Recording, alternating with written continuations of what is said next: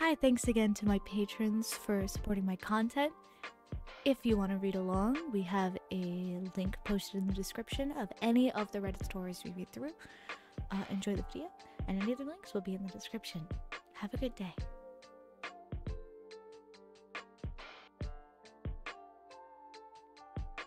I got a prosthetic eye.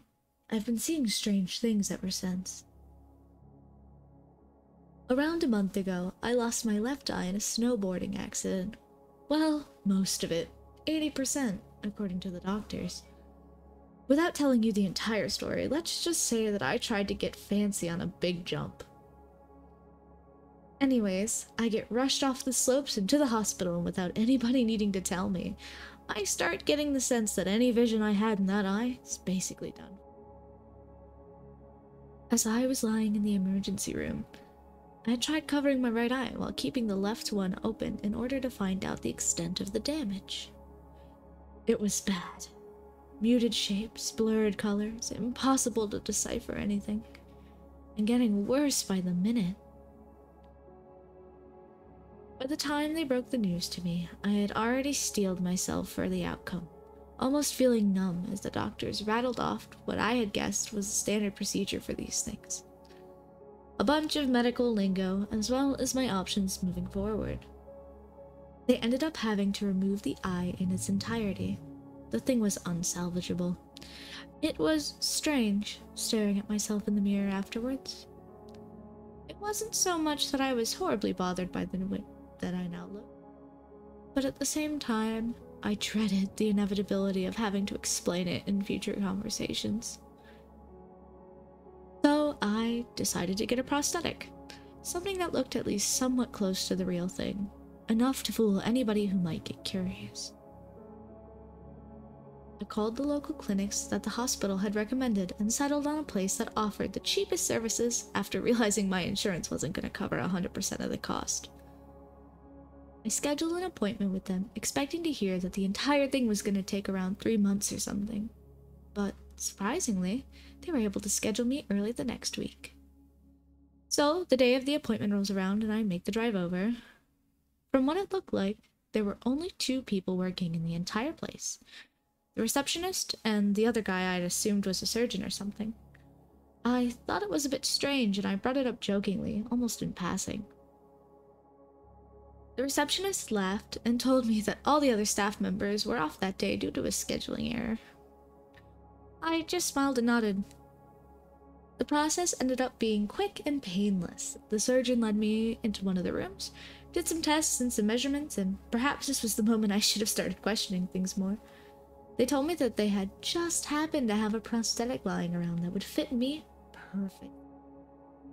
The eye color wasn't quite right, but they said that was something that could easily be adjusted, and they could have it ready for me within an hour.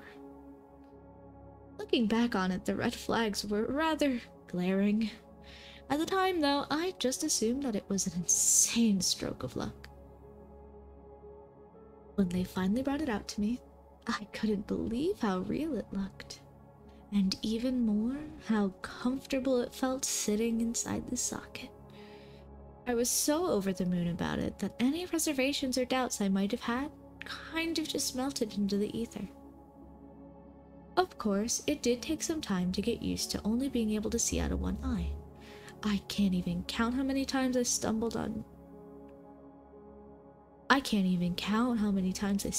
nearly ran into a wall during the first few days. I can't even count how many times I stumbled or nearly ran into a wall during those first few days. Still, I was able to avoid some very annoying conversations, meaning that the thing was fulfilling its intended purpose. Within a few weeks, I was beginning to settle into it, but that all took a turn when I started seeing him. The man in the distance. The bizarre thing, a figure, standing perfectly still, maybe a mile away, looking my way. I know it sounds like I'm overreacting, but just think about it. Have you ever been walking down an empty street and after a while you begin to focus on something in the distance? Can't quite tell what it is, so you squint and eventually you realize that it's somebody standing eerily still, positioned as if they're looking straight at you. Even worse is when you get the feeling that it's always the same person and that they're always getting closer and closer. And then there's the doors. And I'll try to explain this as simply as possible. Imagine one day you wake up in your home or your apartment or whatever. You walk over to your bathroom and you take your morning piss. And in your groggy state, you notice that there's a door in your hallway that you've never seen before. One that would seem out of place in any residence. It looked to be made from some dense metal and has strange symbols carved into it in a seemingly haphazard manner. You close your eyes, thinking that you've gone insane. When you open them back up, the door has suddenly disappeared. Well, these are pretty much play-by-play recollections of the things I've been seeing. And ever since the first few incidences, it's been happening more and more, almost exponentially so. They're everywhere as well. Restaurants, the gym, other people's houses, hell, I even saw one of the doors while I was out on a hike, in the ground, right in the middle of the path. And as always, whenever I try to get closer in order to investigate, it'll disappear. Now, here's the thing. Unlike the man, it's never the same two doors, and I know this is true because of two factors, color and size. I've seen ones that were chrome gray, along with ones that have been pitch black. I've seen ones so small that I wouldn't have even been able to squeeze through them, and there have been ones large enough to accommodate a truck. Of course, I tried to rationalize these things. Maybe hallucinations were a temporary symptom of losing one of your eyes. Maybe I had developed some obscure brain disease. But these trains of thought were short-lived. This was not normal. It didn't make sense. The straw that broke the camel's back came the evening when I started to realize that my vision was actually coming back. My full range of vision. It was a simple thing to test out. Close my right eye while keeping the left prosthetic open, expecting absolute darkness. But that's not what happened. To my shock, I could still see. Granted, the extent of the vision was blurry to the point where I wouldn't have been able to function with it alone, but the fact that anything was there at all kind of spat in the face of logic. As soon as I realized this, I went to the bathroom in order to try and take it out. I'd done it once before, and at the time I'd been a seamless process. But that was all the way back during the first week I'd gotten it. But when I tried this time around, I managed to get it out halfway before giving up. It hurt like hell, as if it were something never meant to be removed. Immediately, I got in my car and began to speed over to the clinic, my heart pounding the entire time. At some point during the drive, I took a glance at the rearview mirror, and something seemed off about the car. I kept glancing at it, trying to understand what the issue was. There was a young woman behind the driver's seat. Fine, no issue there, but there was somebody else sitting in the back seat while the passenger's seat remained empty. I switched lanes, slowing down while I let her pass. When I went to look again, she was the only person in the car.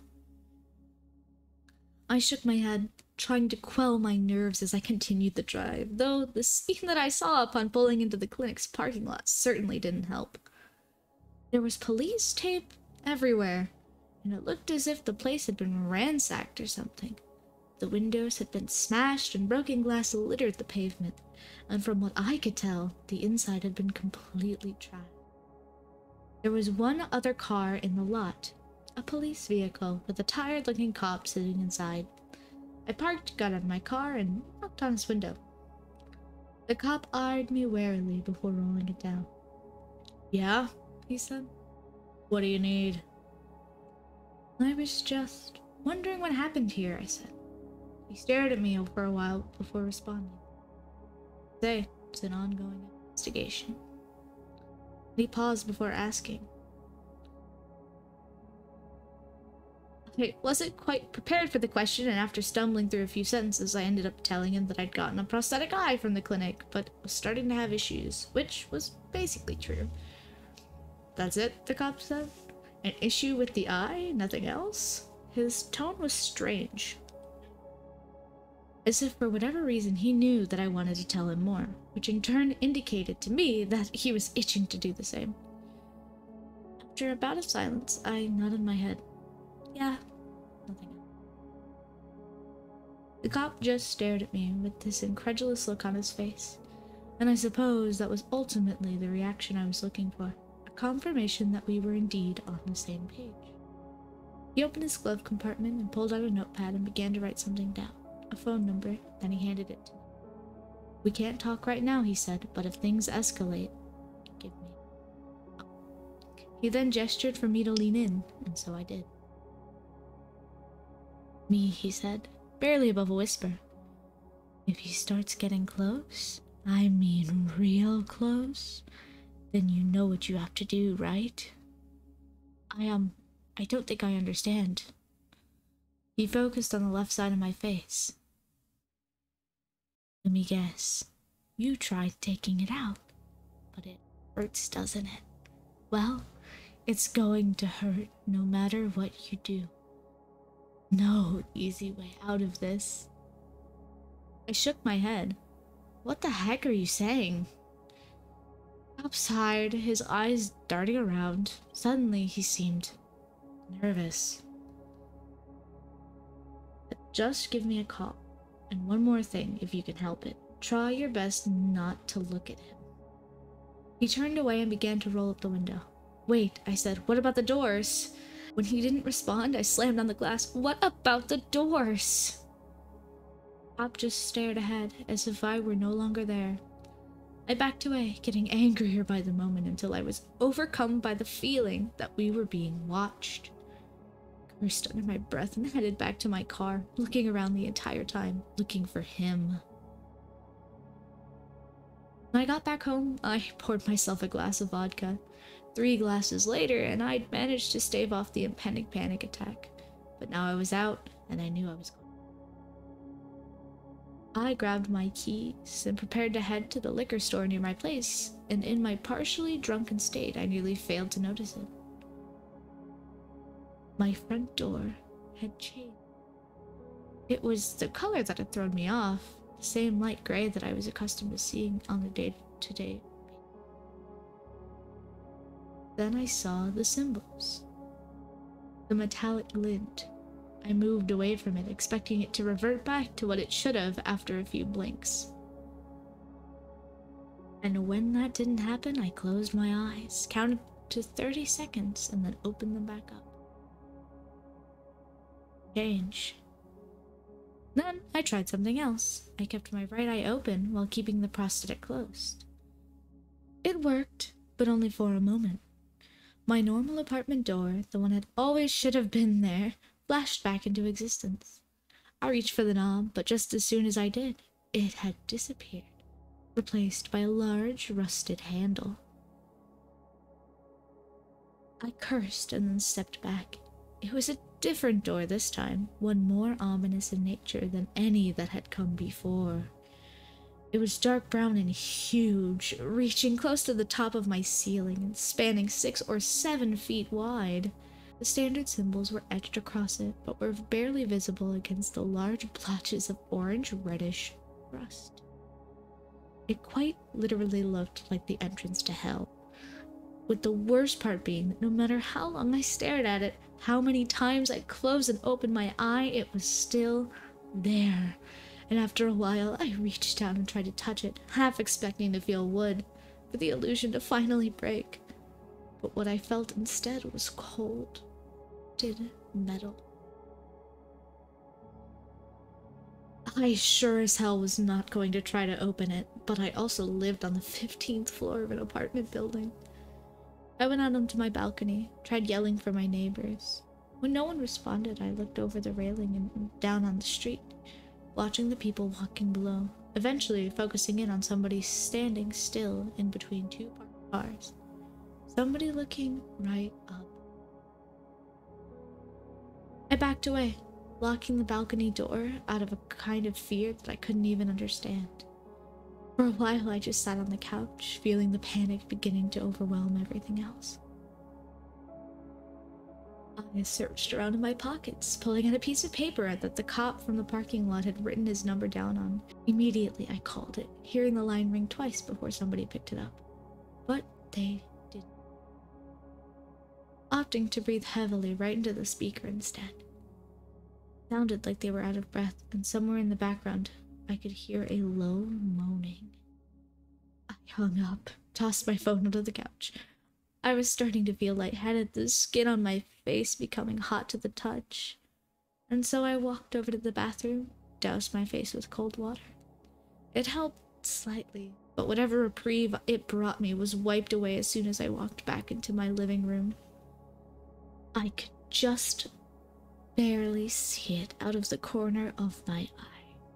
Somebody standing on my balcony, face pressed tightly against the window. Their skin was pale, and they were dressed in what appeared to be sweeping black robe. Remembering what the cop had told me, I didn't look at it directly, keeping it at the edge of my vision in order to give myself peace of mind, to make sure that it didn't move. I inched towards my couch and picked up the phone where I'd left it and dialed 911. I told them that someone was on my balcony, trying to break in, that they needed to send someone ASAP. The operator told me that they would, but that in the meantime, I'd be better off leaving my apartment. I told them I couldn't do that, and when they asked why, I had no answer. This seemed to confuse them, but they told me to stay on the line, which I did. By now, I was actively trying to stop myself from hyperventilating in my fear. I walked backwards into my kitchen and grabbed hold. I must have looked away from the balcony for a split second, because now the figure was gone. I held my breath, and soon enough I could hear something coming from the hallway behind me, what sounded like rough, animalistic exhales. I whispered into the phone, "It's..." I could hear the operator saying something, but at that point I was too stunned to listen. Know what you have to do, right? Down at the knife in my hand. The last things I remembered before everything went fuzzy was the door slowly creaking open and something cold brushing against the back of my neck. When I woke up, however many hours later, I was lying in a hospital bed, a fierce stinging swathing the entire left side of my face. I looked up and felt around, my fingers skimming across layers of thick bandages. Given the facts at hand, I had a pretty good idea of what had happened, but I still asked the nurses in order to confirm things. When the cops had found me, I'd been lying on the floor, my back of my head submerged in a pool of my own blood, my fingers still wrapped around the handle of the knife. Apparently, I had carved the prosthetic straight out of my socket, and I had done a piss-poor job.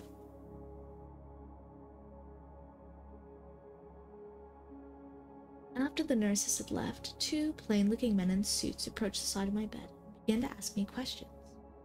At first, I thought they were state-appointed psychiatrists or something, sent to determine whether or not I was a harm to myself and others. But the tone of their voices and the way they conducted themselves didn't quite. They were very matter-of-fact with their questions, more like detectives than anything else.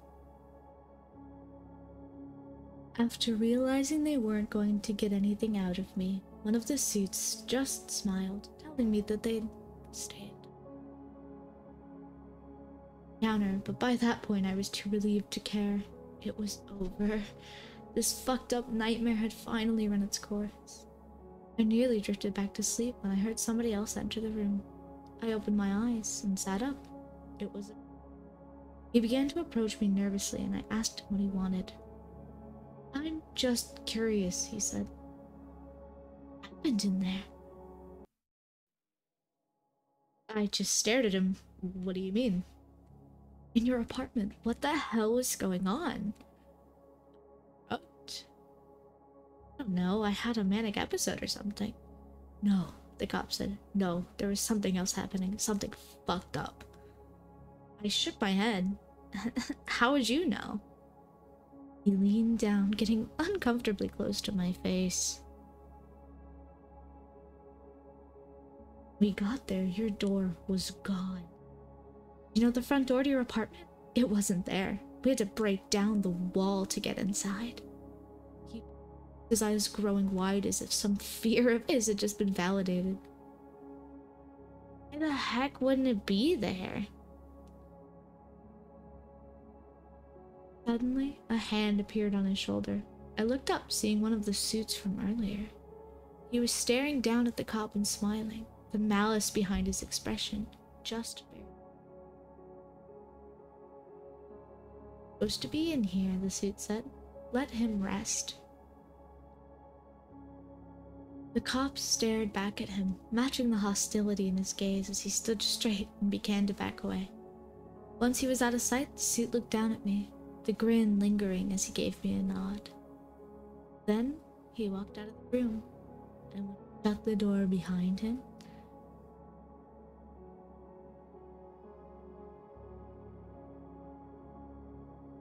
Now, I quite like reading these little Reddit stories to you guys. And I do this live on my Twitch channel sometimes if you'd like to. But please let me know if you enjoy listening. If you have suggestions, post them in the comments. They do not have to be from NoSleep. That's just my current provider of spooky entertainment.